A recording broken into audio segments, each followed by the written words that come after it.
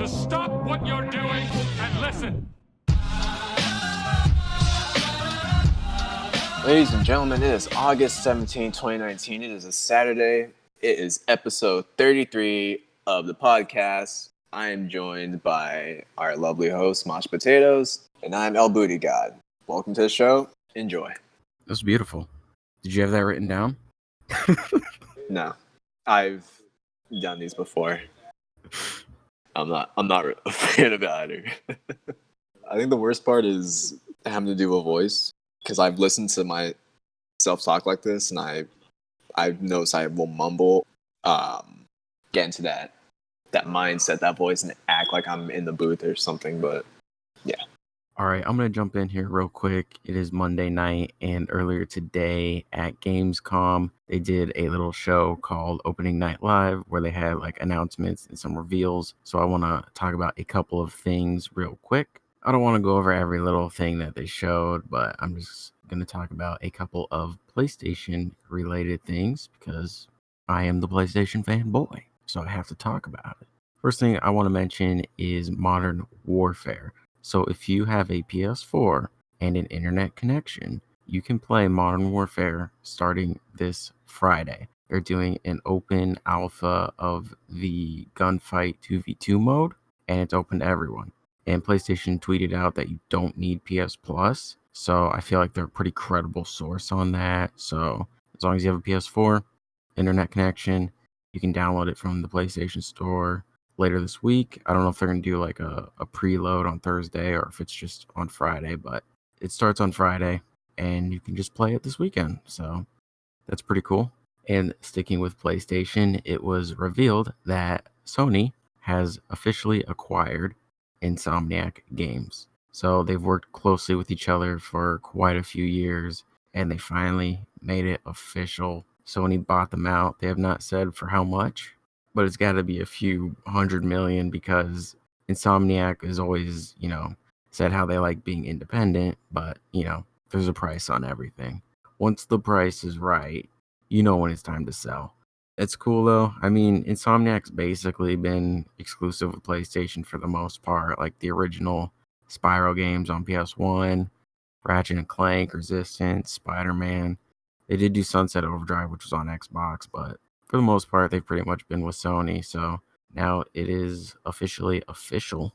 And the reason why this makes me happy is because I think it increases the odds of Resistance coming back. So like Guerrilla Games, they're with PlayStation as well, and they expanded. I think they hired 200 or 250 new people so that they could work on more than one game at once. Well, now that Sony officially owns Insomniac, maybe Insomniac will expand as well so that they can work on more than one game at once. Because there's still that rumor going around that there's another Ratchet and Clank coming on PS4. It just hasn't been revealed yet, and we don't know when it's coming out. Well, Spider-Man 2 is definitely happening. It was also revealed last month that Spider-Man has sold over 13 million copies, which is crazy because the game has been out for less than a year. Next month, it'll be a full year. So less than a year, single player only, and it's exclusive to one platform. Over 13 million copies sold. So Spider-Man 2, 100% million, billion, quadrillion % is happening. And if a Ratchet and Clank game's already in the works, we don't know how far along that is. But if the studio were to expand, maybe we bring Resistance back. Because Sean Layden from PlayStation has mentioned that they are very aware that they are lacking in the multiplayer department. Well, you have Resistance sitting there doing nothing. You have Killzone sitting there doing nothing. You have SOCOM sitting there doing nothing. You have the franchises. Let's bring them back. They got the single player part locked down. Ain't no one competing with PlayStation when it comes to single player games. Bring in the multiplayer. I think the other game Guerrilla is making is Killzone. I think it's Horizon Zero Dawn 2 and Killzone. I think those are the two games. So why not do that with Insomniac? Get your single player game and a multiplayer game going at the same time. And maybe they don't want to make a new Resistance. Remaster it. It'd be easier for them to do, and then they can gauge interest that way. And if there's a lot of interest, then make a new one. This gets me excited. I know there's no guarantees, but the hope is there that maybe Resistance will return. But anyway, those are mostly just the two things I wanted to mention from this Gamescom thing. There were other things, like they showed a little bit more of Death Stranding. They showed gameplay from the new Predator game, which looked kind of rough. I hope what we saw was just like a really early build or something, because, oof. And they showed more like Gears 5 and just some other, little games. Yeah, anyway, now here's the rest of the podcast that BootyGod and I recorded on Saturday. Halo Infinite's creative director has left. This might sound bad that the creative director left, but this might be a good thing.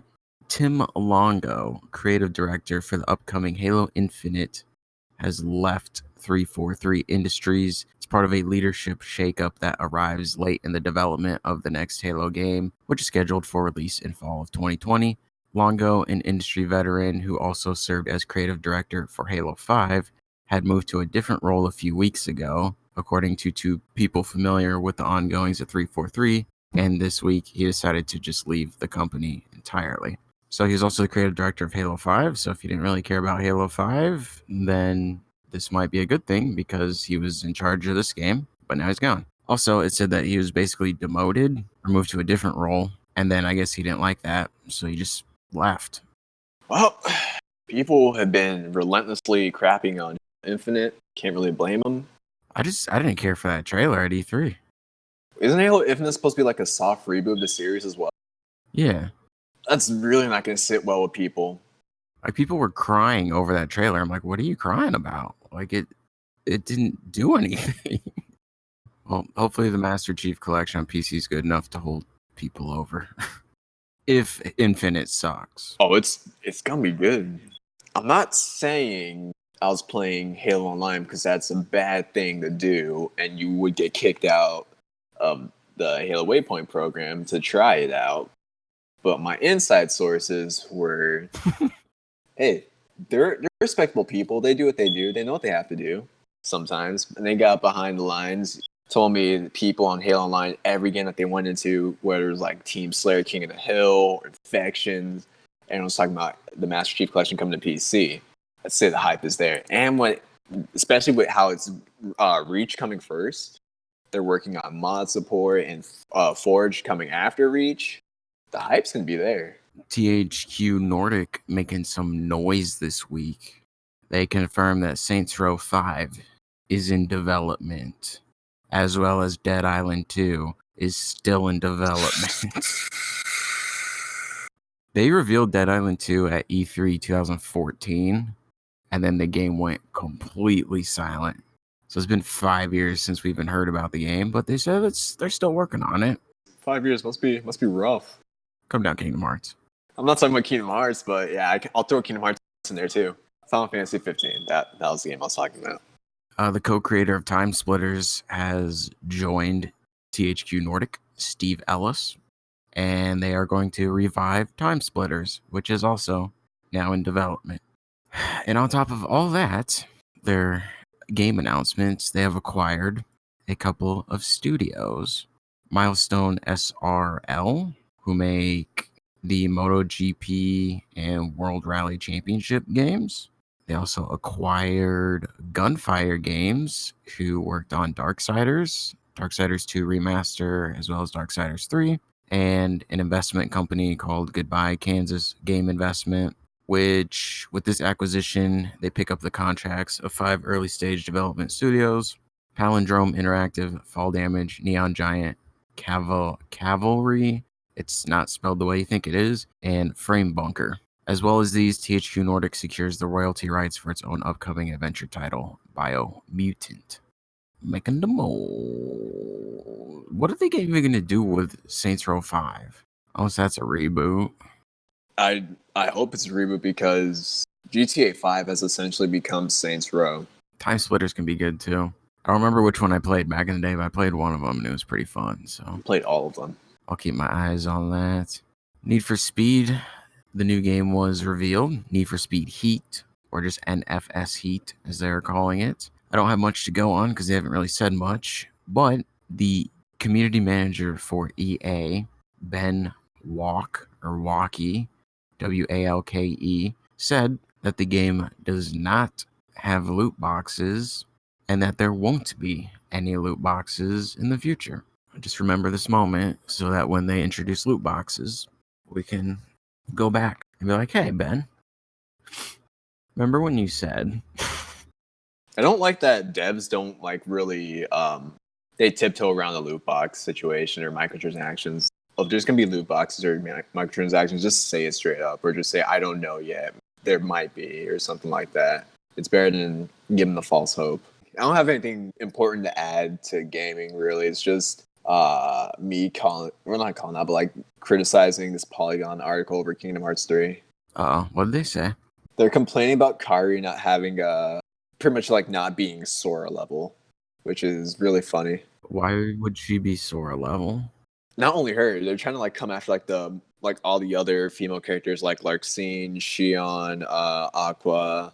They're trying to put the whole men have to come save the day again, even though they're all literally important to the story. They don't have to be the forefront character to have an important role. Like Kingdom Hearts 1, we have to go find Kairi. We find her. She saves us. She literally saves Sora from being a Heartless. Kingdom Hearts 2, she gets kidnapped. People love the lament that she gets kidnapped, but it wasn't up until the third game where she could legitimately defend herself. In the second game, she temporarily gets a Keyblade, but it's not like she's going to go do what Sora's been doing for the last year or so. This chick has no experience. She can train as much as she wants, but she has no experience to back it up. She's gonna get smacked down. It's like me going up against Goichi in Mortal Kombat or Dragon Ball FighterZ. I know I'm gonna get stomped into like the next year and so on. You just don't do it.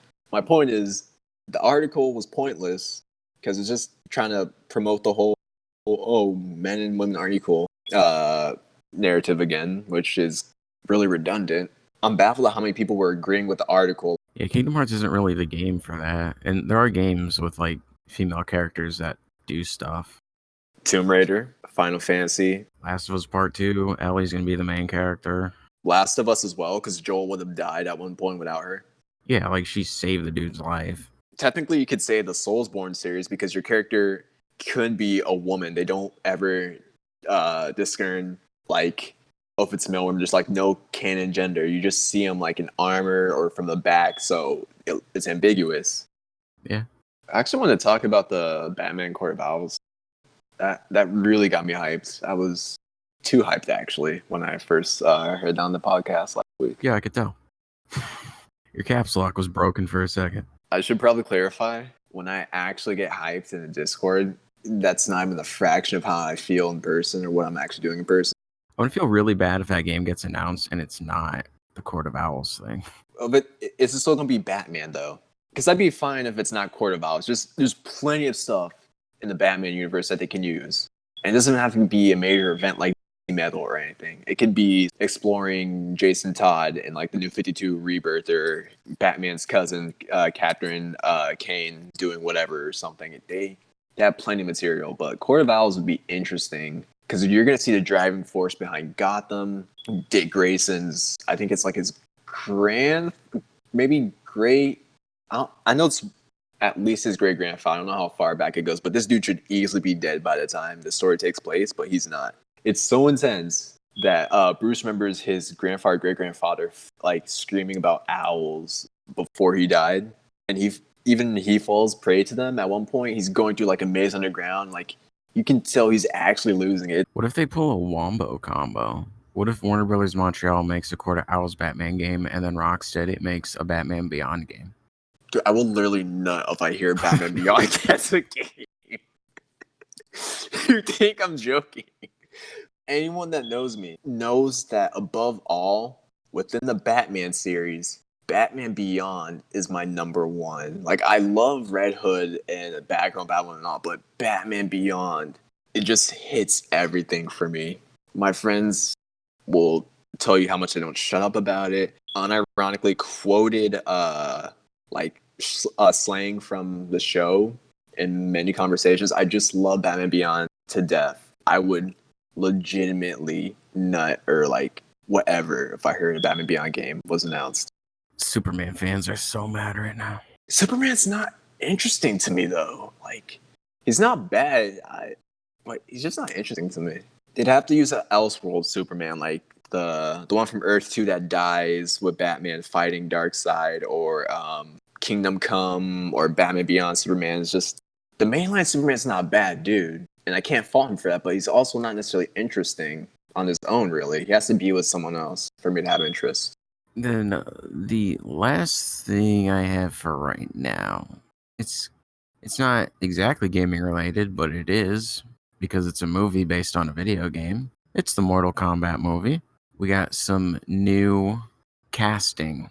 A person by the name of Ludi Lin, who was the Black Ranger in the most recent Power Rangers movie and was apparently in the Black Mirror TV show, will be playing the role of Liu Kang. Also joining the cast is Mechad Brooks, Tadanobu Asano, and CC Stringer. Mechad Brooks will be playing the role of Jackson Briggs.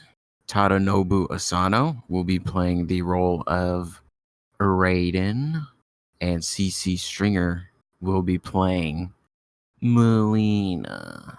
So far the confirmed characters are Sub-Zero, Liu Kang, Jax, Raiden, and Melina. And you can already confirm Scorpion. We just don't know who's playing him yet. You gotta admire Mortal Kombat. It doesn't matter what group of characters you take, it still reads like someone's fan fiction. Like you got a Thunder God, Ice Ninja, a half demon or whatever. I don't know how to describe her in layman's terms, but a half demon chick, a Shaolin monk that's like humble, a superstar. Just like, it really seems like someone's fever dream come to life and profiting. When are they going to announce that Ronda Rousey's just going to play Sonya?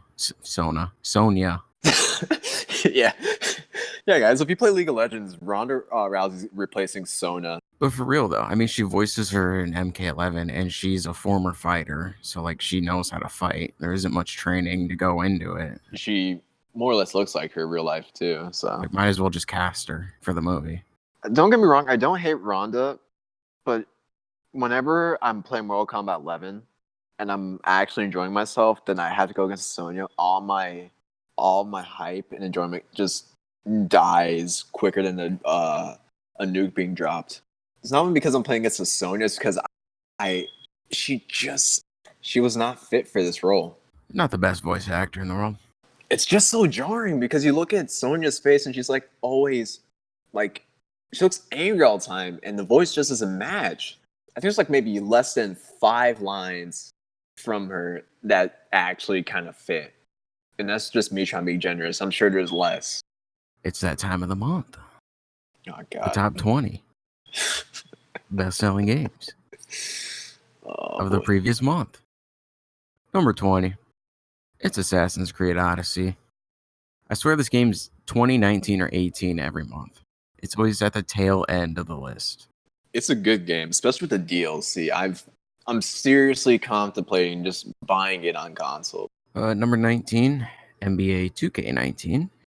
18, New Super Mario Bros. U Deluxe. 17, MLB 19, The Show. 16, Tom Clancy's The Division 2. 15, Red Dead Redemption 2. 14, Crash Team Racing Nitro Fueled. It went from 2 last month down to 14 this month. Number 13, it's Call of Duty Black Ops 4. Should be number 21. Get this thing off the list. Ooh. Number 12, it's Tom Clancy's Rainbow Six Siege. Siege outperforming Call of Duty. Number 11, it's Marvel's Spider-Man. Spider-Man outperforming both of those. Hang in there, Spidey. Number 10, Legend of Zelda Breath of the Wild. Number 9, Mario Kart 8. Number 8, Mortal Kombat 11. Still in the top 10. Number 7, Super Smash Bros. Ultimate. Number 6, Grand Theft Auto 5. Number 5, Minecraft. Number 4, Marvel Ultimate Alliance 3, The Black Order. Switch exclusive. Number 3, Super Mario Maker 2. That was the number 1 last month. It is now dropped all the way down to 3. Switch exclusive. Number 2, Fire Emblem 3 Houses. Switch exclusive. Yo, Nintendo cleaning up the top 5 here. Number 1, your brand spanking new best-selling game of the month is Madden NFL 20. Microtransaction heaven. I seriously question people that like brag about NBA and Madden and all that's like it's literally been the same thing for how many years. The only sports game I could really justify is Skate, since I heard that's in the Olympics now, thank God. But Rest in peace, Skate. you know, we're not getting Skate 4 because EA isn't confident. It just, I really hope they're waiting for next gen or something. Them and Ubisoft. I get Black Box doesn't exist as a studio anymore, but what's to stop them from hiring like a studio that has good like reputations with making sports games and skateboarding games and getting professional skaters to come in as well? Like, what's stopping them? Nothing, because they're up there. EA is up there, but no, they'd rather push out crap that no one really cares for. Like, you have all these people begging for Skate that will give you a ton of money and a ton of sales, and you don't do it. And then just like with Ubisoft, you have all these people that want a new Splinter Cell that'll give you a ton of money and a ton of sales, and then they just don't do it. It's like, what are you guys doing? Like, people are asking and begging for this. Like, they're telling you they want it really badly, and you just don't do it. I don't understand. I think that's it for gaming. I only have one thing music-wise. I know you got more, so I'll let you let loose right now. This is gonna be so disjointed. I don't know where to start. I think I'll start with the EP list. I finally managed to just list off the top 5 EPs for me so far. Number 5 would be. I can't.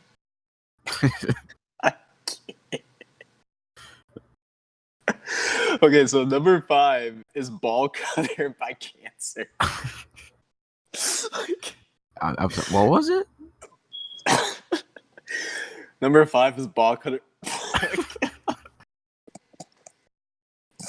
I feel like I'm 13 again. It shouldn't be this funny, but it is. Number 5 is Ball Cutter by Cancer. They're from the UK. They're a death metal band as well. So those two descriptions should clear up any misconceptions.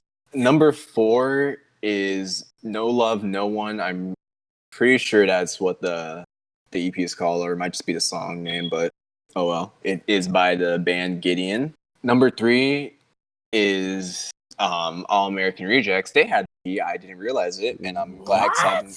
Crazy, right? If it wasn't for All American Rejects, I would not be the kind of person I am music-wise right now. Like, they opened the gates for me. Like, it started with them. I jumped to Linkin Park. I jumped to Fall Out Boy. I jumped to like. Then there's like this giant gaps where I jumped to like Disturbed, System of Down, Slipknot, Rage Against the Machine, Slayer. They opened the gates for me, and they've never disappointed. I just wasn't expecting that. Number 2, Thy Messenger by Vader. Vader. And number 1, I'm Ginger. sure you saw his come. It's Ginger. Yeah, Ginger. And if Ghost would get his butt in here, we could all try and like narrow a top whatever list of the year. We could almost do like a contest. Like, we could throw a number of albums in, and then narrow it down to one that we like all agree on, and that'll be like the best one. An album royale. Yeah. I'd be down for that. He needs to get in here. He hasn't spoken to us in a while. I think he's dead. Well, there it is. There's the confirmation. My sources say he's dead. Or no, he's missing an action. He's like a Spartan. He hasn't died. He's missing an action. Yeah. He's in a ravine somewhere. I don't know. He's in cryo sleep. So, what about that new Slipknot album, huh? I like it. What's the best song? Nero 42 was literally my favorite song, even before I watched the podcast. Okay. Because you got Nero in there, so you already got my attention. Like, you can't mention Nero to me and not expect me to be not be interested. But no, jokes aside, it just clicks with me the most. Although Unsainted it still has its place up there. Slipknot, 10 out of 10. It's a pretty good album. It's not biased either. I know, I just saw someone else's video, and the title was "Unbiased Slipknot Fan Reviews the New Album." I was like, what is that supposed to mean? So if you're a fan and you give it a high score, you're automatically biased? Like, that's not true. Like, if I was biased, I would give all of their albums a 10 out of 10, which I wouldn't. The only ones I'd give 10, out of the 6 that they have, the only ones I'd give 10s to are the new one, Iowa, and Volume 3. The first one would probably get like an 8.5.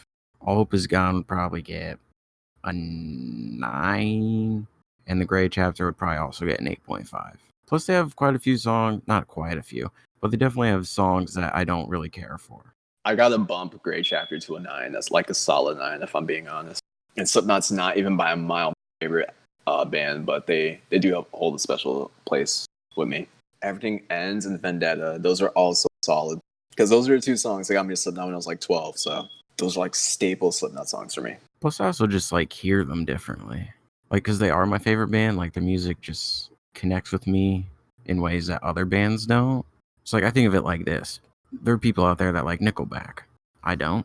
But there's people that do, because they hear that band's music differently than I do. Just like how I hear Slipknot's music differently than some other people do. But yeah, just because I give it a 10 out of 10 doesn't mean I'm biased.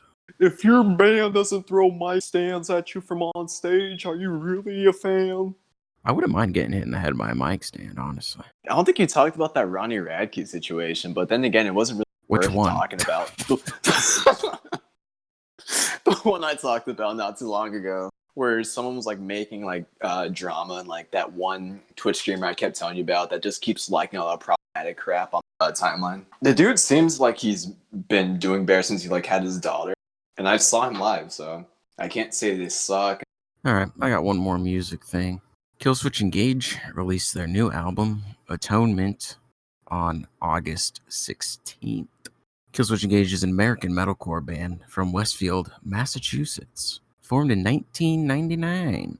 The band consists of vocalist Jesse Leach, guitarist Joel Strotzel, and Adam D., bassist Mike D'Antonio, and drummer Justin Foley. They've released 8 studio albums. The first song on the album is called Unleashed. It was also the first single. I think Jesse sounds pretty good on this song. I mean, he sounds good on the whole album. The one thing I want to mention, though, is the chorus of this song is a little weird because it kind of sounds like a pre-chorus. Like it's kind of building up to the chorus, but it's not a pre-chorus. It's actually just the chorus. So I think they could have made that sound a little bit bigger. But moving on, The Signal Fire.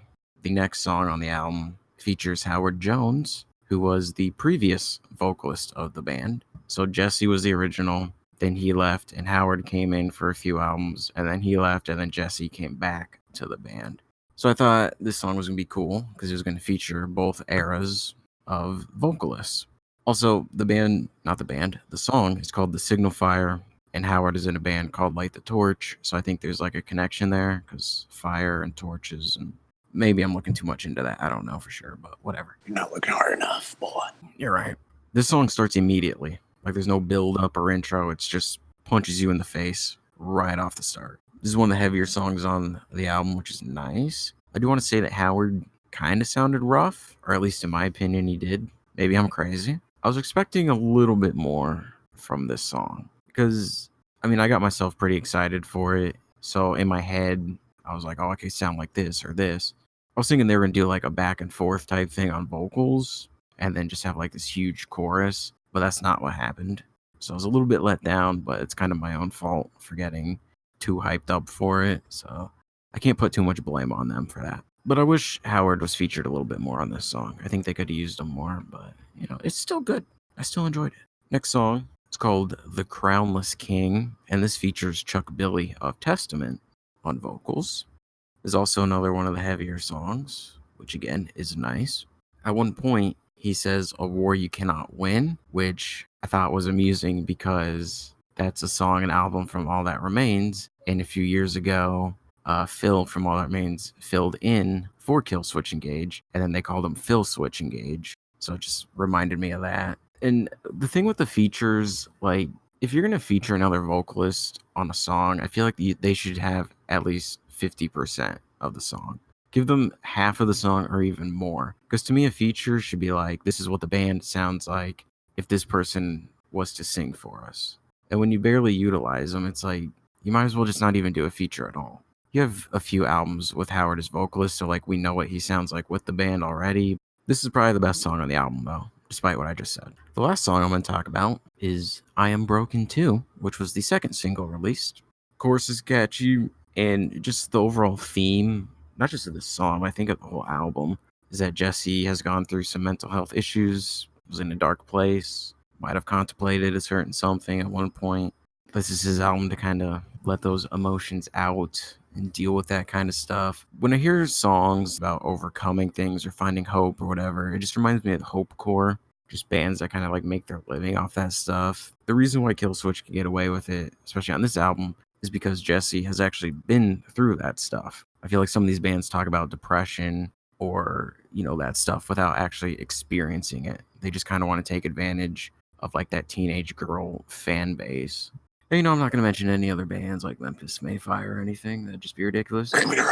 Since Jesse's been through it, he's allowed to talk about it. And they do a good job of like not shoving it down people's throats. So I respect that. But yeah, it's good for Jesse to get this out of his system.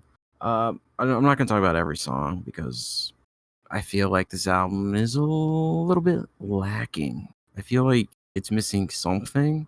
I don't know what that something is, but it's missing it. Like, it's still good. The album's good. All the songs are good. There's no duds on here. I just feel like it could have been more. There's 11 tracks on here.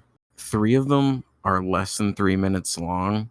Overall, 6 of them are less than 3.5 minutes long. So they're pretty short songs. And I just feel like they could have added more length to them. Maybe experimented a little bit more. And maybe Jesse and Adam used some experimentation on the New Times of Grace album, which I heard might be an EP, which would be a bummer. So hopefully it's still an album. But yeah, when that comes out and we hear New Times of Grace music, if it sounds more experimental, then we know where all their ideas went. But I'm still looking forward to that as well, because the first Times of Grace album is really good. Oh, and the guitars and drums, like that all sounds good. I'm sure the bassist did great too, but I can't ever hear it. So There's bass? Dude, it's rough out here. I have a hard time hearing it. So with all that said, I will give this album a solid 7 out of 10. And I will put links below to all the stuff. Links to the songs or the album. I have an example I want to make, but I don't know if I want to make it because I think people are going to want to kill me if I say this. But I'm going to say it anyway. I feel like this album is like playing Fortnite without owning the Battle Pass. Like, you still have access to everything, but you just don't have the goodies. You're missing out on a little bit. And that's kind of what I feel like this album is. Like, you got the stuff, but it's just missing that thing. I feel like it just needs more experimentation. I know people, get a little weird when they hear the word experimentation, but it doesn't have to be a bad thing. You can just add little things here and there while still retaining the sound that people know you for. I'm not saying they need to switch genres and become some folk band. They can still be who they are while experimenting a little bit. That's just what I would like to hear. And I don't mean that example, the Fortnite example, to be disrespectful. I respect the band. I respect the members. It's not supposed to be a negative thing. It's just the example that popped up in my mind, and I feel like it's kind of accurate. So it is what it is. And again, links in the description. That's all I got for music. I guess my weekly pick would be this 24 hours, just synth music. It's like one of those live channels that continuously keep going. My weekly pick this week is John Goblikon from the band Necro Goblikon. So they have their own YouTube channel, and he does his own little talk show on there called Right Now. And yes, he is a real goblin. It's not a person in a costume. If you think that, you're stupid. He is a real goblin. They unfortunately don't have a playlist with all the episodes in it that I can link, so I'm just going to link to the YouTube channel, and then you'll just have to search through the videos. But I mean, you can watch the other videos too, but it's some entertaining stuff. I'll just say that. Oh, I do want to give a mention to the weird story I did a few weeks ago about all those body parts and stuff that were found, like that really creepy thing. Apparently, one of the guys found out that his grandma was sold off to the military for $6,000 just to be blown up.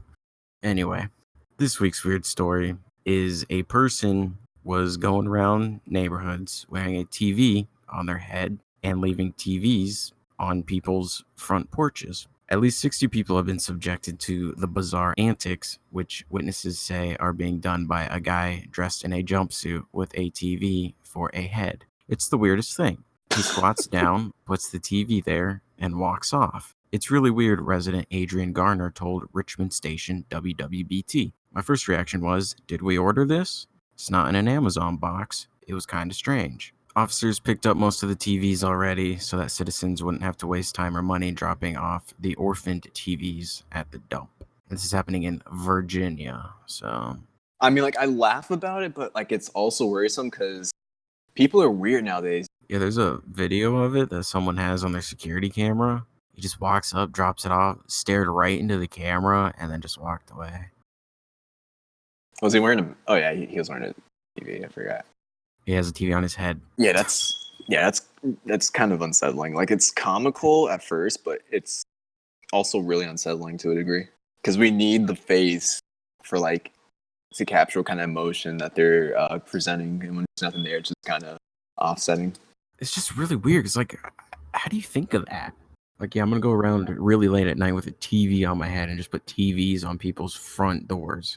I don't think I have a weird story. Oh, wait, no, I was watching a stream earlier, a pretty big IRL streamer on Twitch. I won't really say much more than that because I want to, like, passively advertise. But, like, this dude's saying, if I want to say the F word, the R word, the N word, I can say it wherever I want to because it's comedy. It's like, then he goes on to say, I'm not racist, but you just went on to say you'd say the N word if you wanted to, bruh. Come on now. That's weird to me. It's not outwardly weird, but it's just, that's some mental gymnastics right there. It's just comedy. Anyway, I think that's going to do it for this week. So thanks for listening, hanging out. Put some links in the description. It be like that sometimes, buddy. It be like that sometimes. You right. All right. Talk to you next week. Later.